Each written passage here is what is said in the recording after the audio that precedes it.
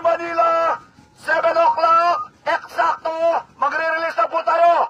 1, 2, 3, release! Release! Ayan po mga ibon po natin. Napakarami. Babo, napakaraming ibon. Ayan po sila. Ayan po, pakikabog. Napakarami. Pakikabog. Tulong. Dito sa kabila. Mamaya na. Okay, pakikabog.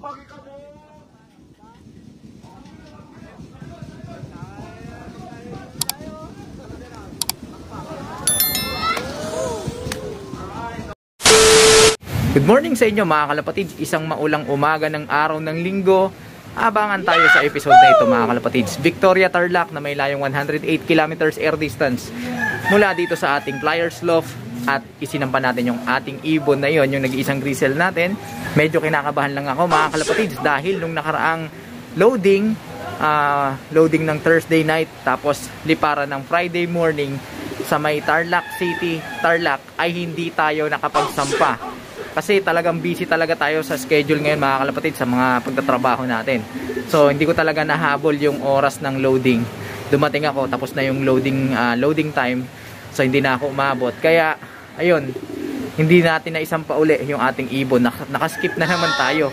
Kasalanan talaga natin to mga kalapatids.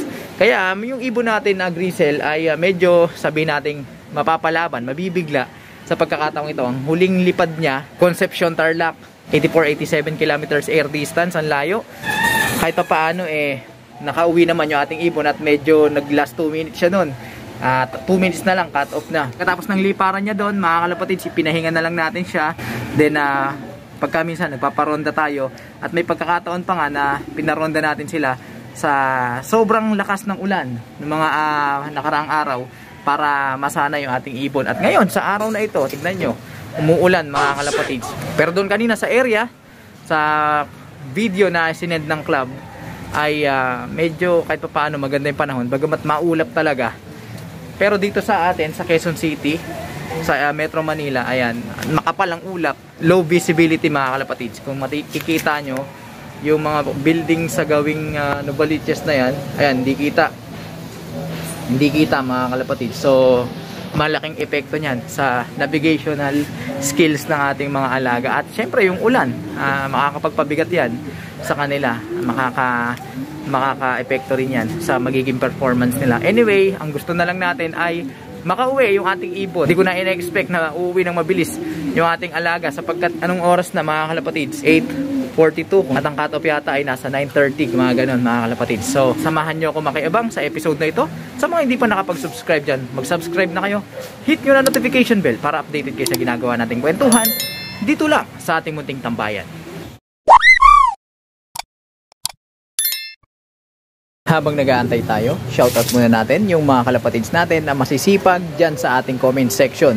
Sila J. Anacion, ZDMC, Richard Pantig, Jonski 15, Hotshot XD, Richel Lumilay, Tom Cruise Love, Aladdin Kamsa, Sir Pete, Boswell, Roque Silangib, Boy Kalasag, Ian Marco, Crow Skull, John Ray Manuba ng Team SLFU, Richard Pantig, Jeffrey De Los Santos, Lawrence Reyes, Jolan Montaliana, Morris Ramos, Jasmine Love, Rodrigo Aruta, Paul Rempojo Official, John Caitlin Cleo, Sir RV, Michael Moreno, Lyndon Rosales, Osmond Manalo, Alwin Paneda, Sir Neb Ben, Erwin Jelen, John Robolaños ng GMA Cavite, Michelle Angeles at kay Sir Katzman ng Kingdom of Saudi Arabia. Maraming salamat sa inyong laging pagtutok at pagsuporta.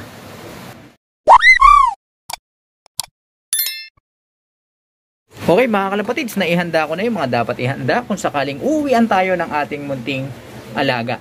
Samantala, naalala ko yung katanungan ng ating kalapatids na si Sam Kirby Irasga.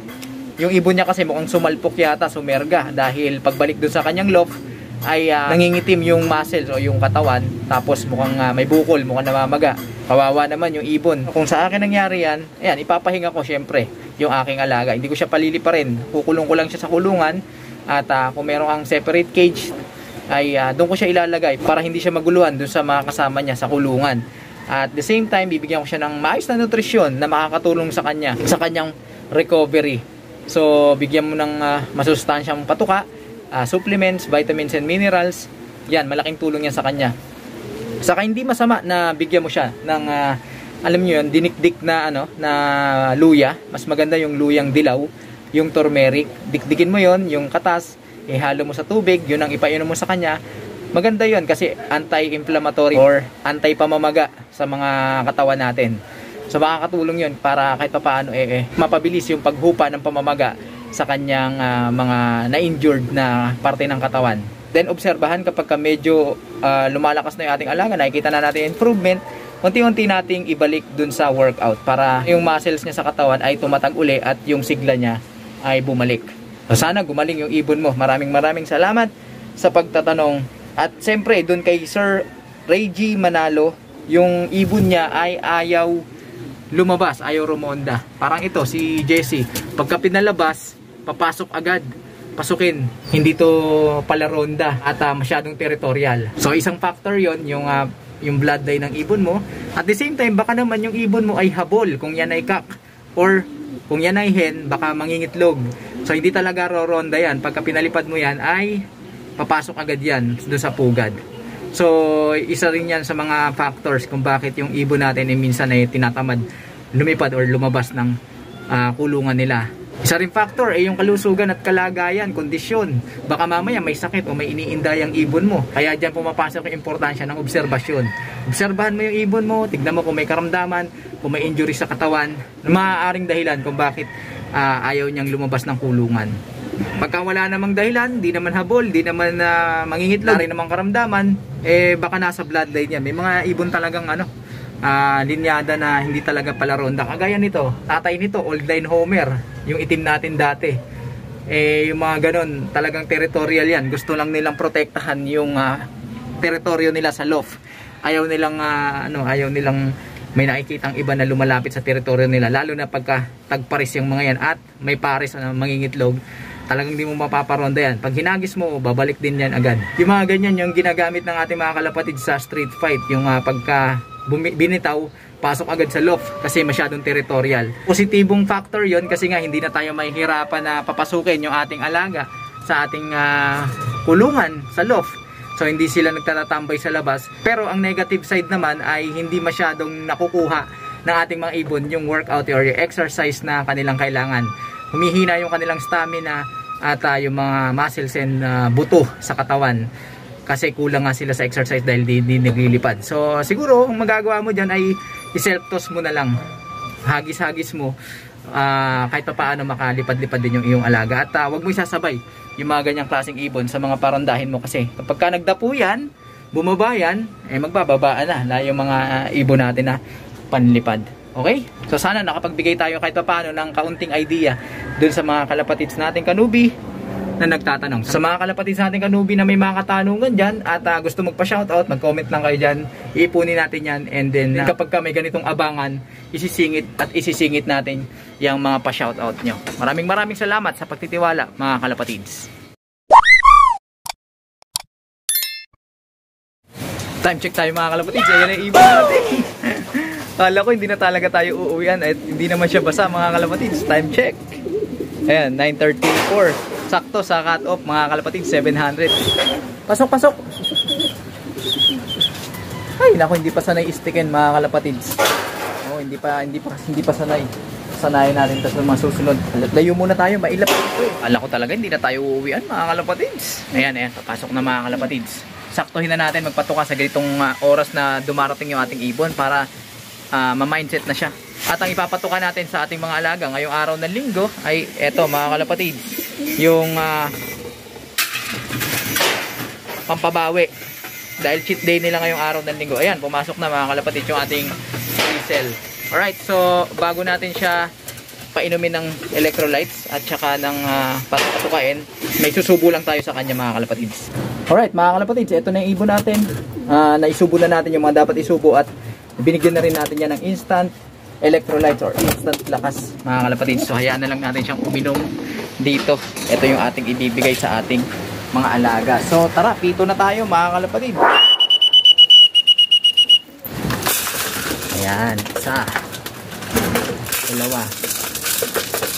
Ayan, tatlong takal nito. Kasi sa isang ganito, dalawa. Hindi natin ano, yan, para makarami yung ating bristles. Ayan, sikan sila mga kalapatid. Pagka naubos nila at walang tira, bibigyan ko pa yan mga kalapatids, unlimited. So, yung ating mga alaga ngayong linggo. Tingnan nyo, lumipat yung bristle natin. Talagang nagkakarga siya, nagre-replenish siya ng mga sustansya sa kanilang katawan. Mamaya-maya, lalagyan din natin yan ng grits, siyempre, para sa replenishing ng minerals na nagamit nila at nasulog sa isang linggong ginawa nilang pag-workout. Okay?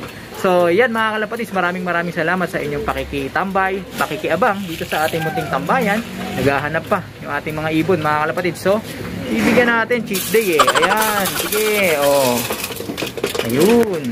Doon natin dinamihan sa sa pwesto ng ating grisel para makarami siya. Okay? Patuloy lang na tumutok sa mga susunod nating liparan. At sa mga kalapatids natin dyan na hindi pa nakapag-subscribe, ano pang hinihintay nyo? Mag-subscribe na kayo. Hit nyo na notification bell para nang sagan updated kayo sa ginagawa nating kwentuhan. Dito lang sa ating munting tambayan. Mag-like, comment, share sa video ito kung yung nagustuhan. Suportahan ang ating Facebook page para sa tuloy-tuloy na kwentuhan, nakapupulutan ng mga kaalaman. Paano mga kalapatids? Hanggang sa susunod natin pagkikita. Paalam! Very good!